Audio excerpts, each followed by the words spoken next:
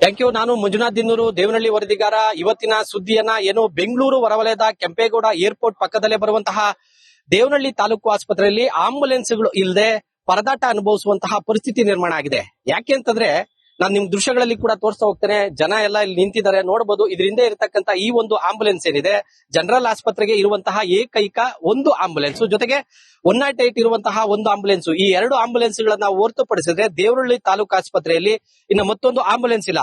ಮುಖ್ಯವಾಗಿ ಇದೇ ಒಂದು ಆಂಬುಲೆನ್ಸ್ ಗಳನ್ನ ಏರ್ಪೋರ್ಟ್ ಪಕ್ಕದಲ್ಲೇ ಇರುವಂತಹ ದೇವನಹಳ್ಳಿ ಸರ್ಕಾರಿ ಆಸ್ಪತ್ರೆಯಿಂದ ಕೆಲವು ಗವರ್ನರ್ಗಳು ಬಂದಂತಹ ಸಂದರ್ಭದಲ್ಲಿ, ಸಿಎಂ ಬಂದಂತಹ ಸಂದರ್ಭದಲ್ಲಿ ಪ್ರೋಟೋಕಾಲ್ಗೆ ಅಂತೇಳಿ ತಿಂಗಳಿಗೆ 5-6 ಬಾರಿ 10 ಬಾರಿ ಇದೇ ಒಂದು ಆಂಬುಲೆನ್ಸ್ ಗಳನ್ನ ಪ್ರೋಟೋಕಾಲ್ಗೆ ಸಿಎಂ ಮೂವ್ಮೆಂಟ್ ಗೆ ಹಾಕೊಳ್ತಾರೆ. ಆ ಸಂದರ್ಭದಲ್ಲಿ ಯಾವುದೇ ಕಾರಣಕ್ಕೂ ಎಲ್ಲೇ ಒಂದು ತಾಲೂಕಿನಾದ್ಯಂತಹ ಯಾವುದೇ ಅಪಘಾತಗಳು ಸಂಭವಿಸುವಂತಹ ಸಂದರ್ಭದಲ್ಲಿ, ಜೊತೆಗೆ ಏನು ಅನಾರೋಗ್ಯ ಸಂದರ್ಭ ಬಂದಂತಹ ಸಂದರ್ಭದಲ್ಲಿ 108 ಕಾಲ್ ಮಾಡಿದ್ರು ಕೂಡ ಇವೆಲ್ಲ ಕೂಡ ಪ್ರೋಟೋಕಾಲ್ ಅಲ್ಲಿ ಇರ್ತವೆ. ಹಾಗಾಗಿ ಪ್ರತಿ ಒಂದು ತಿಂಗಳಲ್ಲಿ 10 ದಿನಗಳ ಕಾಲ ಕೂಡ ಸಾಕಷ್ಟು ಆಂಬುಲೆನ್ಸ್ ಗಳಿದೆ. ಜನ ಪರದಾಟವನ್ನ ಅನುಭವಿಸ್ತಾ ಇದ್ರೆ, ಜೊತೆಗೆ ಏನು ಹೆಚ್ಚುವರಿ ಆಂಬುಲೆನ್ಸ್ ಗಳನ್ನ ಕೊಡಬೇಕು ಅನ್ನುವಂತಹ ನಿಟ್ಟಿನಲ್ಲಿ ಸಾರ್ವಜನಿಕರು ಕೂಡ ಒತ್ತಾಯವನ್ನ ಮಾಡ್ತಾ ಇದ್ದಾರೆ. ನಾನೀಗ ಇಲ್ಲಿ ಮುಖಂಡರಿದ್ದಾರೆ, ಅವ್ರನ್ನೇ ನಾನು ಮಾತಾಡ್ತೇನೆ. ಸರ್, ಈಗ ದೇವನಹಳ್ಳಿ ಸರ್ಕಾರಿ ಆಸ್ಪತ್ರೆಯಲ್ಲಿ ಎಷ್ಟು ಆಂಬುಲೆನ್ಸ್ ಗಳಿದೆ, ಜೊತೆಗೆ ಪ್ರೋಟೋಕಾಲ್ಗೆ ಹಾಕಂತ ಸಂದರ್ಭದಲ್ಲಿ ಯಾವ ರೀತಿ ಸಮಸ್ಯೆ ಆಗ್ತಾ ಇದೆ? ಸರ್, ಬೆಂಗಳೂರು ಗ್ರಾಮಾಂತರ ಜಿಲ್ಲೆ ದೇವನಹಳ್ಳಿ ತಾಲೂಕು ಸಾರ್ವಜನಿಕರ ಆಸ್ಪತ್ರೆಯಲ್ಲಿ ನಾವಿದ್ದೀವಿ.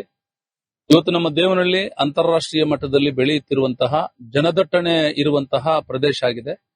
ಸೊ ಇಲ್ಲಿ ಕಳೆದ ದಿನಗಳಲ್ಲಿ ಬಹಳಷ್ಟು ಅನಾನುಕೂಲ ಇತ್ತು. ಈಗ 108 ಬೆಡ್ಗಳ ಆಸ್ಪತ್ರೆಯನ್ನ ಮಾಡಿದ್ದಾರೆ. ಅದು ಒಂದು ನಮಗೆ ಸಂತೋಷ ಇದೆ. ಆದ್ರೆ ಇಲ್ಲಿ ಸಾರ್ವಜನಿಕರು ಬಂದಾಗ ತುರ್ತಾಗಿ ಚಿಕಿತ್ಸೆಗೆ ಬೇರೆ ಹಾಸ್ಪಿಟಲ್ಗೆ ಹೋಗಬೇಕಾದ್ರೆ, ಬೆಂಗಳೂರು ಪಟ್ಟಣಕ್ಕೆ ಹೋಗಬೇಕಾದ್ರೆ ಆಂಬುಲೆನ್ಸ್ಗಳ ಕೊರತೆ ಇಲ್ಲಿದೆ.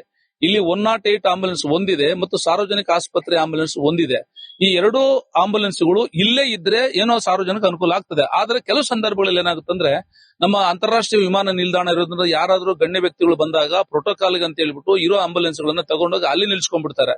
ನಿಲ್ಸ್ಕೊಂಡಂತ ಸಂದರ್ಭದಲ್ಲಿ ಸಾರ್ವಜನಿಕರು ಬಂದು ಅವ್ರಿಗೇನಾದ್ರೂ ತೊಂದರೆ ಆದಾಗ, ಗರ್ಭಿಣಿಯರಾಗಿರ್ಬೋದು ಅಥವಾ ಬೇರೆ ಆಪರೇಷನ್ ಕೇಸ್ ಆಗಿರ್ಬೋದು, ಆಕ್ಸಿಡೆಂಟ್ ಕೇಸ್ ಆಗಿರ್ಬೋದು, ಇವಾದಾಗ ಅವ್ರಿಗೆ ಆಂಬುಲೆನ್ಸ್ ಇಲ್ಲಿ ಸಿಗೋದು ಬಹಳ ಕಷ್ಟ ಆಗ್ತಾ ಇದೆ.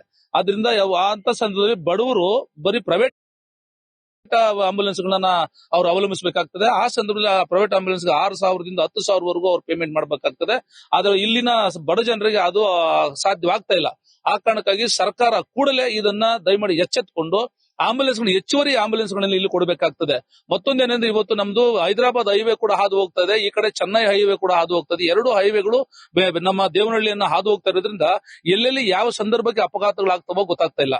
ಆದ್ರಿಂದ ಇಲ್ಲಿ ಹೈವೇಲಂತೂ, ನಮ್ಮ ಹೈದರಾಬಾದ್ ಹೈವೇಲಂತೂ ಜಂಕ್ಷನ್ಗಳು ಎಷ್ಟು ಸುಮಾರು ದಿನಕ್ಕೆ ಕನಿಷ್ಠ ಅಂದ್ರೆ ಒಂದು 2-3 ಅಪಘಾತಗಳು ಆಗ್ತಾನೆ ಇರ್ತದೆ.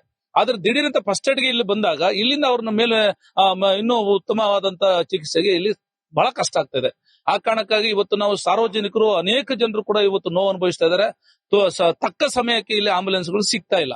ಹಾಗಾಗಿ ದಯಮಾಡಿ ಸರ್ಕಾರ ಆಗಿರ್ಬೋದು, ನಮ್ಮ ಮಾನ್ಯ ಜಿಲ್ಲಾ ಉಸ್ತುವಾರಿ ಸಚಿವರಿಗೂ ಕೂಡ ನಾನು ಒತ್ತಡ ಮಾಡ್ತಾ ಇದ್ದೀನಿ. ಆಸ್ಪತ್ರೆ ಕಡೆಗೆ ಗಮನ ಹರಿಸಬೇಕು, ಹೆಚ್ಚಿನ ಒಂದು ಆಂಬುಲೆನ್ಸ್ ಗಳನ್ನ ಇಲ್ಲಿ ಹಾಕಬೇಕು. ಪ್ರೋಟೋಕಾಲ್ಗೆ ನೀವು ಸಪರೇಟ್ ಆಗಿ ನೀವು ಏನಾದ್ರು ಮಾಡ್ಕೊಳ್ಳಿ, ಆದ್ರೆ ಸಾರ್ವಜನಿಕರಿಗೆ ಅನುಕೂಲ ಆಗುವಂತಹ ಆಂಬುಲೆನ್ಸ್ ಗಳನ್ನ ಇಲ್ಲಿ ಇಡಬೇಕು ಅಂತ ಹೇಳಿ ನಾವು ಒತ್ತಾಯ ಮಾಡ್ತಾ ಇದ್ದೀವಿ. ಇದು ಸರ್ಕಾರ ಕೂಡಲೇ ಇದನ್ನ ಇವರು ಒಂದು ಅನುಕೂಲತೆ ಮಾಡಬೇಕು ಅಂತ ಹೇಳಿ ನಾನು ಮನವಿ ಮಾಡ್ಕೊಳ್ತಾ ಇದ್ದೀನಿ. ಏನು ಇಲ್ಲಿನ ಸಾರ್ವಜನಿಕರು ಹೇಳುವಂತಹ ಮಾತು, ಈಗಾಗಲೇ ಇರತಕ್ಕಂತ 2 ಆಂಬುಲೆನ್ಸ್ ಗಳನ್ನ ಯಾವುದೇ ಕಾರಣಕ್ಕೂ ಪ್ರೋಟೋಕಾಲ್ಗೆ ಹಾಕೊಡೋದು ಬೇಡ, ಜೊತೆಗೆ ಹೆಚ್ಚುವರಿ ಆಂಬುಲೆನ್ಸ್ ಗಳನ್ನು ಕೂಡ ಹಾಕಿದ್ದೆ ಆದ್ರೆ ದೇವನಹಳ್ಳಿ ತಾಲೂಕಾದ್ಯಂತ ಹಾಗೇನೆ ಏನು ಎಕ್ಸ್ಪ್ರೆಸ್ ಹೈವೇಗಳೇನಿದೆ ಅಪಘಾತಗಳು ಸಂಭವಿಸಿದಂತಹ ಸಂದರ್ಭದಲ್ಲಿ ಆಂಬುಲೆನ್ಸ್ ಗಳು ಬೇಕಾಗುತ್ತೆ. ಈ ನಿಟ್ಟಿನಲ್ಲಿ ಸರ್ಕಾರ ಆದಷ್ಟು ಗಮನ ಹರಿಸಿ ಹೆಚ್ಚುವರಿ ಆಂಬುಲೆನ್ಸ್ ಗಳನ್ನ ಕೊಡಬೇಕು ಅನ್ನುವಂತಹ ನಿಟ್ಟಿನಲ್ಲಿ ಒತ್ತಾಯವನ್ನ ಮಾಡ್ತಾ ಇರುವಂತದ್ದು.